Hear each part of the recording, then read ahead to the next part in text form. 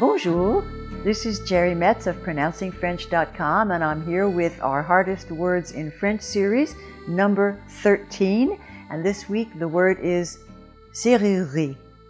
Now this is the last word in the series that we have been featuring of words that expats living in France said were their 10 hardest words. We started with number 2 of this series and ending here with this word number 13 as the last of these words. And I did save the worst for last, la serrurerie. Now this is the word for the locksmith's shop, and let's take a look and see if we can learn how to say it. First, if we look at the phonetic spelling, it looks a little bit less scary than with the alphabet spelling. The first syllable is easy, just se, as in set or bête. The second syllable is not that hard, rue, as in la rue, or tu, or futur, c'est rue.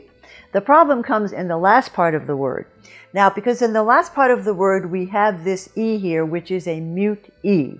And mute E's very normally get dropped in French. We have that same situation with boulangerie, which is the baker's shop. We don't say boulangerie, we say boulangerie, and that mute E is dropped.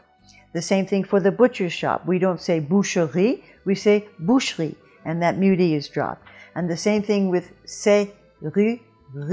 We don't say that mute E. Now, if you did try to put that mute E in there, and I think this is where the problem comes with English speakers, that they try to put that mute E in there. And if you put it in there, you have serrurerie, and really that is pretty hard to say. But when it's dropped, it's serrurerie, serrurerie. Now, in the dropping of it, you do end up with 2 R's coming together. And when you have 2 R's coming together, it is a little bit of a problem. You don't say r, and you don't say one long R. You say the R twice, but with a little bit of reduction in the tension in the back of the mouth where you make the R. And let me explain with another word how that works, because it's a little harder to see with serrurerie.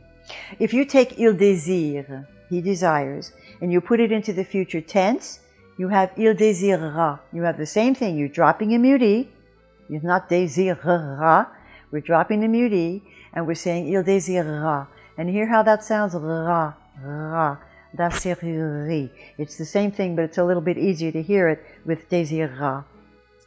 Now, one of the main features of French is that the French speaker is always anticipating the vowel, whereas in English we anticipate and emphasize consonants.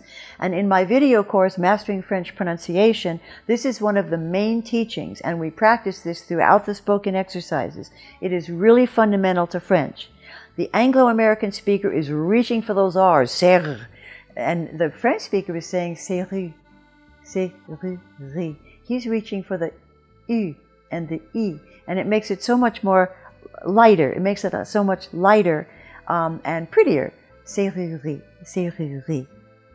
Now, if you want to cheat with this word, you can cheat a little bit and just put one single R in there and say serrurerie.